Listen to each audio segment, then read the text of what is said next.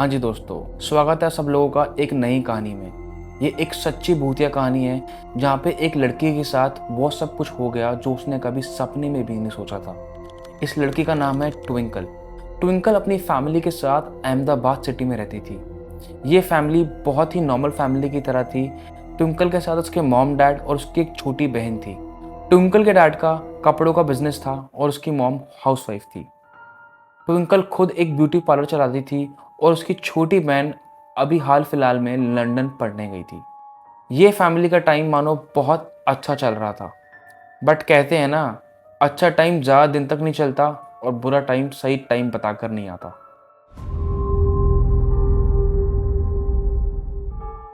तो हाँ जी दोस्तों, इस फैमिली के साथ बहुत कुछ हो जाता है जिसकी वजह से पूरी फैमिली एक दूसरे से अलग हो जाती है।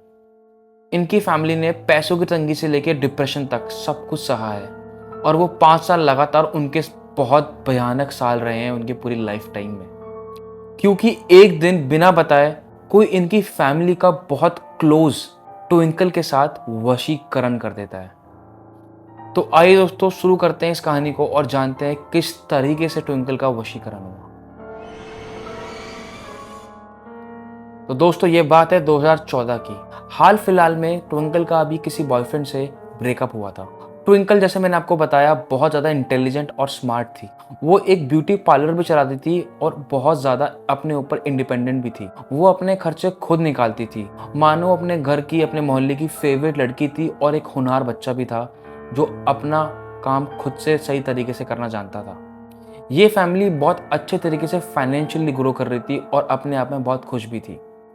3-4 साल बाद 2018 में इन लोगों ने एक घर भी खरीद लिया, जो कि अपने आप में एक बहुत बड़ी बात थी। और 2018 के एंड में ये सब लोग उस घर में शिफ्ट हो गए और शिफ्ट होने के बाद उनके साथ वो सब हरकतें चालू हो गई जो उन्होंने कभी सोची भी नहीं थी। और सबसे ज़्यादा उनको दिक्कत आई कि ट्विंकल की शादी नहीं हो पा रही थी और वो 1.5 से 2 साल से लड़का ढूंढ रहे थे। फाइनली ट्विंकल की शादी हो जाती है, बट वो बहुत मुश्किलों से होती है। ट्विंकल की शादी अहमदाबाद का एक शहर भुज वहाँ पर होती है। ट्विंकल के इन लॉज बहुत अच्छे थे और नेचर में भी काफ़ी सही थे। और ठीक शादी के 3 महीने बाद ट्विंकल का डाइवोर्स हो जाता है। तो बेसिकली ट्विंकल अपने हस्बैंड पे और अपने इन लॉज के साथ और अपने फैमिली के साथ चीटिंग कर रही थी। वो सभी लोगों के साथ चीटिंग कर रही थी और वो 3 महीने बाद डाइवोर्स दे देती है।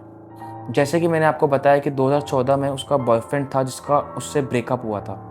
वो ठीक उसी के पास चले जाती है और उस लड़के का नाम था कशिश। कशिश पंजाब का रहने वाला एक लड़का था जो ड्रग से बहुत ज़्यादा एडिक्टेड था। वो नशे में डूबा रहता था। आप लोग मान के चलो वो दिन का 10 ग्राम हीरोइन भी लिया करता था। वो उसको उसको इतनी ज़्यादा ललक हो गई थी कि बिना हीरोइन लिए वो रह ही नहीं सकता, उसका दिन निकल ही नहीं सकता। और ठीक उसी के पास चले जाती है ट्विंकल। और ये सब कुछ ट्विंकल की मर्जी से हो रहा था। और जब वो उसके पास चली गई तो उसकी आदतें भी कशिश जैसी होनी शुरू हो गई। ठीक उसने भी ड्रग्स लेने स्टार्ट कर दिए और ड्रग डीलिंग भी स्टार्ट कर दी। ट्विंकल पंजाब के अंदर फेमस हो गई कशिश की बीवी के नाम से। मानो ट्विंकल ने अपने ऊपर से आपा ही खो दिया था और ऐसा लग रहा था कि ट्विंकल के अंदर कोई और है और उससे ये सब चीजें करवा रहा है। ट्विंकल को कभी कभी लगता भी था कि मैं वापस घर चले जाऊं, बट वो उस काम को कभी नहीं करती थी और वापस वहीं पर ही कशिश के साथ रहती थी। अब वो उसी जिंदगी में ढल गई थी और वो वापस चाहते हुए भी नहीं आ रही थी। ट्विंकल इन सब चीज़ों से निकलना चाहती थी, बट वो पूरी तरह फंस चुकी थी। वो चाहते हुए भी इस ट्रैप से, इस जाल से निकल नहीं पा रही थी। और इसी बीच उसके इन लॉज ने ट्विंकल को कम्युनिकेट भी किया और बोला भी कि तुम वापस आ जाओ और हम तुमको एक्सेप्ट करने के लिए रेडी हैं। ट्विंकल चाहती थी जाना, बट वो जा नहीं पा रही थी। उसको ऐसा लग रहा था कि जैसे कोई उसको रोक रहा हो। और इसी बीच ट्विंकल के खुद के पेरेंट्स ने भी उसको अप्रोच किया, बट उन्होंने उसकी भी बात टाल दी। अब ट्विंकल उस जाल में फंस चुकी थी और वो कशिश के साथ ही रह रही थी, उसी तरीके से, उसके तौर तरीके से। बट कुछ टाइम बाद 2021 में जबरदस्ती उसके पेरेंट्स उसको पंजाब लेने आए और उसको वहाँ से ले गए। ट्विंकल ने इस समय में बहुत ज़बरदस्ती करी और बोला कि मुझे वहाँ से नहीं जाना, बट किसी तरीके से उसके पेरेंट्स उसको वहाँ से छुड़ाकर अपने घर ले आए। और घर आने के बाद ट्विंकल ने अपने खुद के डैड के ऊपर केस भी रजिस्टर कर दिया, जहाँ पर उसने ये मेंशन किया कि मेरे साथ ज़बरदस्ती की जा रही है और मुझे घर वापस लाया गया जहाँ की उसको रहना नहीं था। ये वो वक्त था जहाँ पे ट्विंकल की तो किस्मत खराब ही थी, उसके साथ तो बुरा हो ही रहा था, इनफैक्ट उनके पेरेंट्स के साथ भी बहुत बुरा हो रहा था। उनके डैड के ऊपर पूरा कर्जा आ चुका था, वो पूरे लोन में थे। उसकी जो बहन लंदन गई हुई थी वो भी वापस आ गई थी क्योंकि उनके पास पैसे नहीं थे उसको पढ़ाने के लिए। और ट्विंकल खुद बहुत ज़्यादा डिप्रेशन में आ गई थी और ड्रग एडिक्ट होने की वजह से वो बार बार ड्रग्स लेने की कोशिश करती थी। अब पूरा का पूरा परिवार इस सिचुएशन में आ चुका था कि इससे बुरा टाइम इस पूरे परिवार ने कभी नहीं देखा था। ट्विंकल के डैड को ये तो पता लग गया था कि शायद इनके साथ कोई कुछ गलत कर रहा है या फिर किसी ने कुछ ऐसा किया है कि ये सब कुछ हो रहा है। बट ट्विंकल के परिवार वालों को ये नहीं पता था कि ट्विंकल की कंडीशन इससे ज़्यादा भी खराब हो जाएगी। ट्विंकल को वो सब बीमारियां लग गई थी जो उसने कभी सोचा भी नहीं था। जब ट्विंकल के टेस्ट करवाए गए ऑर्गन्स के तो पता लगा उसको लीवर के अंदर भी दिक्कत है, दिल के अंदर भी दिक्कत है और किडनीज भी खराब हो चुकी हैं। और टेस्ट के दौरान ये भी पता लगा कि उसको HIV और HCV दोनों डिजीजेज हैं। अब किसी इंसान के लिए इससे बड़ी बीमारी आज की डेट में और कोई हो नहीं सकती और वो सारी बीमारी ट्विंकल को लग चुकी थी। ये सब कुछ हो जाने के बाद ट्विंकल की फैमिली ने डिसीजन लिया कि वो एक सिद्ध बाबा के पास जाएंगे और इसका सॉल्यूशन निकालेंगे। फाइनली ट्विंकल के मॉम एंड डैड सिद्ध बाबा के पास जाते हैं और सिद्ध बाबा ने उनसे डायरेक्टली ये पूछ लिया कि आप किस बेटी की बात करने आए हो, छोटी वाली की या बड़े वाले की। उन्होंने बोला बड़ी बेटी की बात करने आए हैं। उन्होंने छूटते ही बता दिया कि उस लड़की के ऊपर किसी ने काला जादू कर रखा है और उसको वश में कर रखा है। और यही सुनते ही उसके पेरेंट्स समझ चुके थे कि वो सही जगह पहुंच चुके हैं। और फाइनली बाबा ने ये भी बता दिया कि उसके पैरों के नीचे मिट्टी से किसी ने काला जादू किया है जिससे कोई उसको वश में कर रहा है। जब घर वालों ने पूछा कि ये काला जादू किसने करवाया तो बाबा ने ये भी बता दिया कि वो जादू कराया किसने था। 2014 से 15 के बीच में ये एक बहुत पुराने घर में रहते थे और 18 में एक नए घर में शिफ्ट हुए थे। तो इन्होंने जब बाबा से पूछा कि आपको पता है कि पैरों के नीचे की मिट्टी से काला जादू हुआ है तो ये काला जादू करवाया किसने, तो बाबा ने बताया जो उनका पुराना घर था उनके घर के सामने एक आदमी रहता था जिसका नाम था इंद्रपाल। उसी आदमी ने इस परिवार के अंदर ये काला जादू करवाया था। वो इनके परिवार से बहुत ज़्यादा चिढ़ता था और इनकी तरक्की से भी चिढ़ता था। और जब उसको पता लगा कि ये यहाँ से शिफ्ट हो रहे हैं किसी नए घर में, उसी दौरान उसने ये काला जादू किया था। बाबा ने तुरंत बता दिया कि इससे बचने के लिए उन्हें क्या करना पड़ेगा।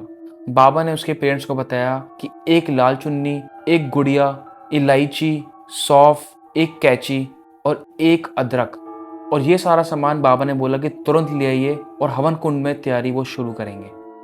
और ये हवन कुंड ठीक इनके नए घर में होने वाला था जहाँ पर ट्विंकल को इसकी खबर भी नहीं थी। ये सारा सामान लेने उसके मॉम डैड मार्केट चले जाते हैं और बाबा गंगा जल लेकर उनके दिए हुए घर के एड्रेस पे पहुंच जाते हैं। अब शाम का समय था, उसके घर वाले भी आ गए थे और बाबा भी आ गए थे। घर में ट्विंकल को और उसकी बहन को कुछ भी आइडिया नहीं था कि ये सब कुछ क्या हो रहा है।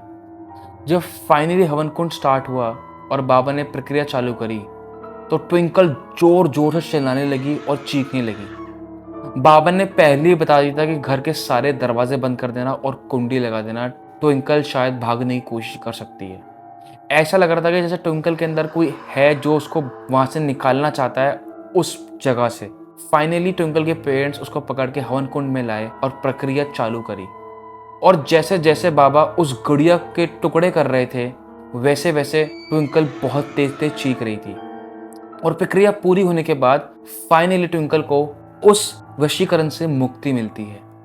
तो हाँ जी दोस्तों, इस कहानी से हमको ये पता लगता है कि आप लोग बिल्कुल सतर्क रहो और कभी भी किसी की शक्ल में मत जाना, क्योंकि बाहर बाहर से लोग ये तो दिखाते हैं कि हम उनके लिए अच्छा कर रहे हैं बट अंदर से वो आप लोग के लिए बहुत बुरा सोच रहे होते हैं। तो कभी भी किसी को उसकी शक्ल से जज मत करना, क्योंकि किसी भी इंसान का हम कह नहीं सकते कि उसके मन में अंदर क्या चल रहा है। हमारे हाथ में हमारी सेफ्टी है और वही हम कर सकते हैं।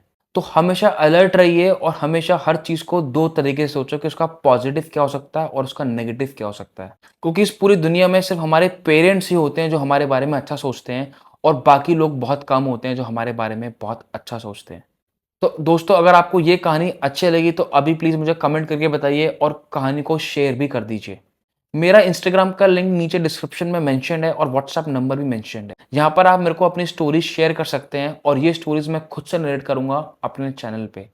और अगर आप लोगों ने अभी तक मेरा चैनल सब्सक्राइब नहीं करा है तो अभी जाकर प्लीज़ सब्सक्राइब जरूर कर लीजिएगा। तब तक के लिए आप लोग अपना ध्यान रखिए। Take care and good night.